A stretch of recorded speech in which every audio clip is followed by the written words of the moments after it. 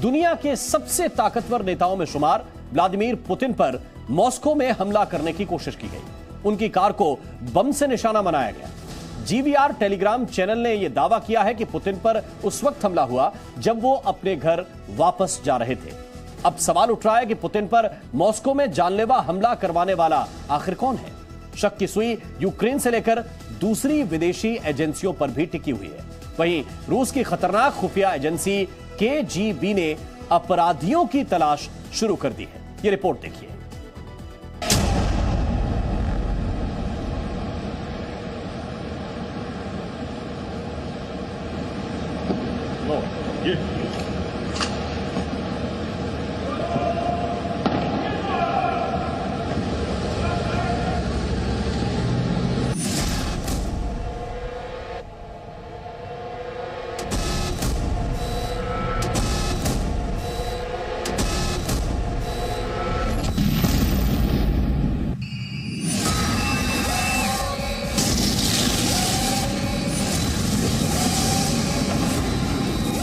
रूस के राष्ट्रपति व्लादिमीर पुतिन, जिनके पास दुनिया के सबसे शक्तिशाली परमाणु बमों के जखीरे का कंट्रोल है,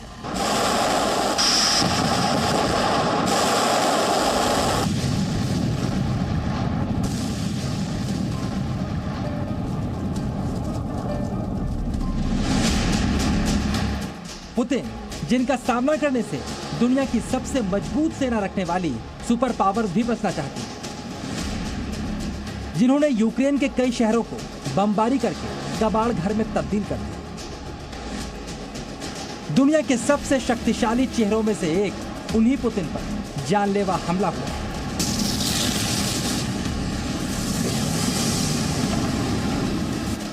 पुतिन की जान पर खतरे की आशंकाएं तो कई बार जाहिर की गई, लेकिन अब पुतिन को सीधे जान से मारने की कोशिश की गई। फिलहाल पुतिन एससीओ समिट में हिस्सा लेने के लिए उज्बेकिस्तान पहुंच चुके हैं, लेकिन उनके उज्बेकिस्तान पहुंचने से पहले ही पुतिन पर जानलेवा हमले की खबर सामने आ गई। चलिए अब हम आपको बताते हैं आखिरकार पुतिन पर जानलेवा हमला कहां हुआ, कैसे हुआ और इस साजिश के पीछे किसका हाथ हो सकता है। इस लिमोजिन कार को देखिए। पुतिन बेहद सुरक्षित माने जाने वाली इसी कार में सवार होकर यात्रा करते हैं। जिस वक्त यह हमला हुआ, पुतिन ऐसी ही कार में सवार थे।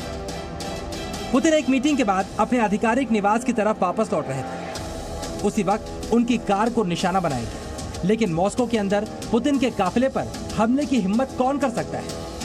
ये बताने से पहले हम आपको समझाते हैं यह हमला कैसे किया गया और इस हमले के पीछे क्या मंशा है। क्रेमलिन सूत्रों से मिली जानकारी के आधार पर जो दावा किया जा रहा है, उसके मुताबिक व्लादिमीर पुतिन की लिमोजिन कार पर बम से हमला हुआ था और क्रेमलिन सूत्रों ने इसे पुतिन की हत्या की कोशिश करार दिया है। सबसे पहले एक एम्बुलेंस ने पुतिन की कार का रास्ता रोका, फिर रूसी राष्ट्रपति की कार के बाएं हिस्से में तेज धमाका हुआ। इस धमाके के बाद पुतिन की कार से ढेर सारा धुआं निकलता दिखाई दिया। रूस की सुरक्षा एजेंसियों के लिए ये एक अभूतपूर्व घटना थी, लेकिन पुतिन के सुरक्षा कर्मियों की तैयारी पूरी थी। खास बात यह है कि पुतिन की सुरक्षा पर खतरे को देखते हुए उन्हें मुख्य सुरक्षा दस्ते से अलग मिलते जुलते सुरक्षा दस्ते के जरिए लेकर जाया जा रहा था। इस बैकअप काफिले में 5 हथियारबंद कारें थीं, जिनमें तीसरी कार में पुतिन मौजूद थे। हमले के बाद पुतिन की कार को नियंत्रित करने में दिक्कत आ रही थी, लेकिन फिर भी उसे घटना स्थल से सुरक्षित तरीके से दूर लेकर जाया गया। इस हमले में पुतिन को कोई नुकसान नहीं हुआ, लेकिन पुतिन पर हमला करने वाले लोग कौन हैं? क्या यूक्रेन ने पुतिन पर जानलेवा हमला करवाया या फिर इसके पीछे कोई और एजेंसी है? इस पर चर्चा शुरू हो गई है। पुतिन के लिए इस समय खतरा शायद बढ़ रहा है और दो तरीके से। एक तो है एक्सटर्नल एजेंसीज, हो सकता है यूक्रेनियन इंटेलिजेंस पूरा प्रयास कर रही हो, CIA, American, British MI6, MI5, जो भी वेस्टर्न इंटेलिजेंस, यूक्रेनियन इंटेलिजेंस मिला के जरूर कुछ ना कुछ तो पका रहे होंगे। सक्सीड होते नहीं होते वो बिल्कुल अलग बात है। हम आपको आगे बताएंगे इतने सुनियोजित हमले के बावजूद आखिरकार पुतिन सुरक्षित कैसे बचे। लेकिन पहले जानिए इस हमले के बाद रूस की एजेंसियां क्या क्या कार्रवाई कर चुकी हैं और ये पूरी खबर लीक कहां से हुई। सूत्रों के मुताबिक पुतिन पर हुए हमले के बाद रूसी खुफिया एजेंसी KGB पूरी तरह एक्टिव हो चुकी है। पुतिन की सुरक्षा सेवा में लगे कई लोग गिरफ्तार भी किए जा चुके हैं। पुतिन के आने जाने की खबर लीक होने पर भी एक्शन हुआ है और पुतिन के कई बॉडीगार्ड हटा दिए गए हैं। पुतिन पर हुए इस हमले की पूरी खबर पुतिन विरोधी GVR टेलीग्राम चैनल ने दी है। वहीं ब्रिटिश अखबार द सन की रिपोर्ट के मुताबिक अभी तक ये स्पष्ट नहीं हुआ है कि पुतिन की हत्या का यह प्रयास कब हुआ था और इसके पीछे कौन है। लेकिन पुतिन पर हमले की हिम्मत भी किसी दुस्साहस से कम नहीं। क्यों? अब जरा वो भी समझिए। पुतिन की सुरक्षा की जिम्मेदारी रूसी राष्ट्रपति सुरक्षा सेवा पर है, जिसका निर्माण KGB से हुआ है। पुतिन की सुरक्षा का घेरा 4 स्तरीय होता है। सबसे करीबी घेरे में निजी गार्ड्स रहते हैं, दूसरे घेरे के गार्ड्स पब्लिक की नजर से दूर रहते हैं, तीसरा घेरा किसी भी संदिग्ध को पुतिन के पास आने से रोकता है और चौथे घेरे के स्नाइपर आसपास की इमारतों में मौजूद रहते हैं। पुतिन हेलीकॉप्टर्स पसंद नहीं करते। पुतिन काली गाड़ियों और बाइक के काफिले से चलते हैं। लेकिन जब पुतिन निकलते हैं तो हवाई क्षेत्र पर पाबंदी लग जाती है, यानी कोई ड्रोन या हेलीकॉप्टर आसमान में नहीं उड़ता नजर आता। इसके अलावा क्रेमलिन में स्मार्टफोन पर भी पाबंदी है। जब पुतिन का काफिला चलता है, कई बार 2-2 काफिले भी चल जाते हैं कंफ्यूज करने को, कि अगर कोई अटेम्प्ट करना चाहे असैसिनेशन, उसे पता ना चले कि किस काफिले में पुतिन जा रहा है। तो अलग अलग तरीके की सिक्योरिटी लहजे बनाए जाते हैं पुतिन की सिक्योरिटी के लिए। इनकी सिक्योरिटी, कहीं भी ये जाते हैं उसे महीना पर पहले जाकर के उस जगह की इंस्पेक्शन होती है, और जब ये ट्रैवल कर रहे होते हैं उस तरफ, तो उस इलाके का सारा कम्युनिकेशन, सेलफोन कम्युनिकेशन को जैम कर दिया जाता है। लेकिन इसके बावजूद पुतिन पर हमले की कोशिश चौंकाती जरूर है।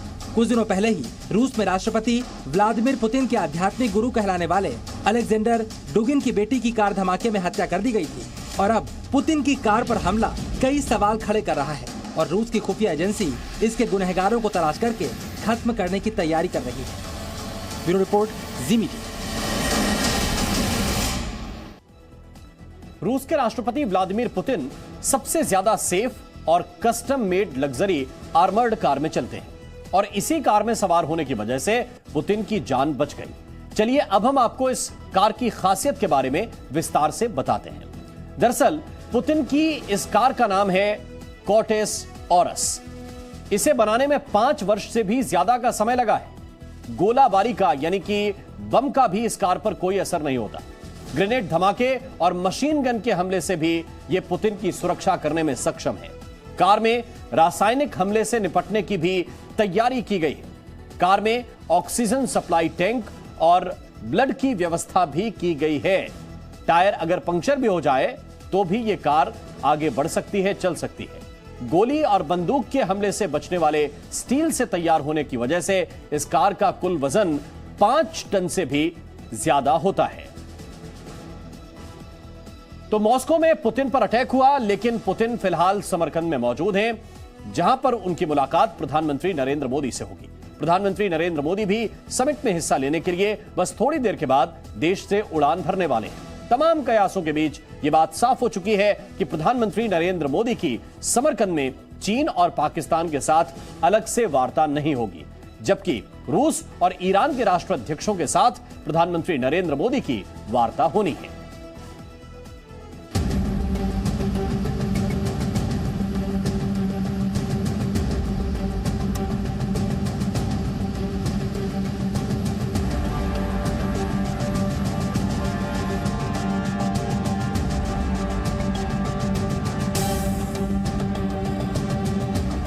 एससीओ समिट में नेताओं के पहुंचने का सिलसिला शुरू हो चुका है।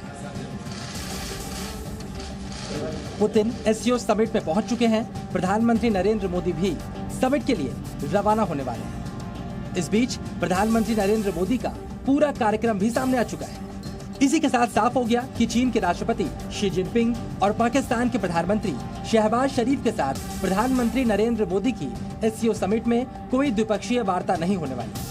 लेकिन प्रधानमंत्री नरेंद्र मोदी अपने करीबी दोस्त व्लादिमीर पुतिन से मुलाकात करेंगे। इसके अलावा ईरान और उज्बेकिस्तान के राष्ट्राध्यक्षों से भी उनकी मुलाकात होगी। कल शाम 4:10 पर मोदी और पुतिन के बीच द्विपक्षीय वार्ता होगी, जबकि 4:50 पर मोदी उज्बेकिस्तान के राष्ट्रपति शवकत मिर्जियोयेव से द्विपक्षीय वार्ता करेंगे और 5:30 बजे प्रधानमंत्री नरेंद्र मोदी की ईरान के राष्ट्रपति इब्राहिम रईसी से द्विपक्षीय वार्ता होगी।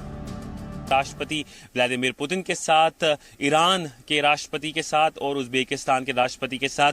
अगर हम रूस की बात कर लें तो रूस एक वो देश है जिससे डिफेंस के जो रिश्ते हैं भारत के काफ़ी अच्छे हैं, काफ़ी प्रगाढ़ हैं और कहीं ना कहीं एनर्जी को लेकर भी अब काफ़ी रिश्ते जो हैं जो अच्छे हो रहे हैं। भारत रूस से एनर्जी इंपोर्ट कर रहा है, तेल आयात कर रहा है और कहीं ना कहीं ये रिश्तों की अगर बात कर लें तो काफ़ी टाइम टेस्टेड रिश्ते रहे हैं। चलिए मुलाकात के वक्त के बाद अब आपको समझाते हैं राष्ट्रपति व्लादिमीर पुतिन और नरेंद्र मोदी के बीच वार्ता के अहम मुद्दे क्या हो सकते हैं। तो यूक्रेन वॉर के बाद दुनिया में खाद्य संकट, भारत रूस रक्षा संबंध और एनर्जी के विषयों पर दोनों नेताओं के बीच बातचीत हो सकती है।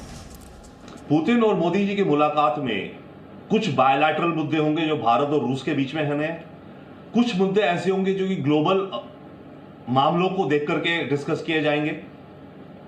पर सबसे बॉटम लाइन तो यह है इसमें होगा कि रूस और भारत के रिश्तों में कितना और ज्यादा डीपर करे जाएं, कितने ज्यादा वाइडर करे जाएं। भारत की एनर्जी नीड्स के लिए खास करके ऑयल रशिया हमें बढ़ती हुई मात्रा में सप्लाई करे। इधर चीन की बात करें तो एलएसी पर गोगरा हॉट स्प्रिंग से सैनिकों की वापसी के बाद माना जा रहा था कि दोनों देशों के बीच वार्ता संभव है, लेकिन तनाव अभी भी इतना ज्यादा है कि वार्ता का माहौल नहीं बन पाया। मैं आपको बता दूं कि रिश्ते भारत और चीन के काफ़ी ख़राब है। गलवान इंसिडेंट के बाद हमने देखा कि कैसे रिश्ते काफ़ी ख़राब हो गए। भारत ने चीनी ऐप्स को बैन कर दिया। इसके अलावा भारत ने जो चाइनीज़ इन्वेस्टमेंट है उस पर स्क्रूटनी बढ़ा दी और कोई भी अगर मुलाकात होती है, अगर एक हैंडशेक भी होता है तो एक बड़ा ब्रेक थ्रू माना जाएगा। इसके अलावा अगर पाकिस्तान की बात कर ले तो रिश्ते काफ़ी एक तरफ से डीप फ्रीज में हैं। कोई भी बायलैटरल जो डायलॉग है नहीं हुआ है दोनों देशों के बीच कुछ सालों के अंतराल में और ऐसा लग रहा है कि इस बार भी कोई स्ट्रक्चर्ड मीटिंग नहीं होगी। चीन और भारत के बीच क्या समरकंद में वार्ता होगी, इस पर दुनिया की निगाहें भी टिकी हुई थी, क्योंकि ऐसा होता तो अमेरिका जरूर थोड़ा सा विचलित हो जाता और रूस के राष्ट्रपति व्लादिमीर पुतिन भी अपने दो सहयोगी देशों को एक साथ देखकर अच्छा महसूस करते। लेकिन चीन और भारत की वार्ता के बीच अभी भी कई रोड़े बाकी हैं। अगर मीटिंग नहीं हुई इसका मतलब है चाइना और भारत के रिश्तों में अभी इंप्रूवमेंट के आसार नहीं है। इसका मतलब यह भी हुआ कि चाइना अपना रवैया कुछ ज्यादा बदलने को तैयार नहीं है, जो हमें लगता है हमारे प्रति। इधर पाकिस्तान के प्रधानमंत्री शहबाज शरीफ की तमाम कोशिशों के बावजूद उनकी प्रधानमंत्री मोदी से द्विपक्षीय वार्ता नहीं हो रही। ऐसे में बाढ़ के बाद भारत से मदद की उम्मीद पाले शरीफ को भी बड़ा झटका लगा है। ब्यूरो रिपोर्ट, जी मीडिया।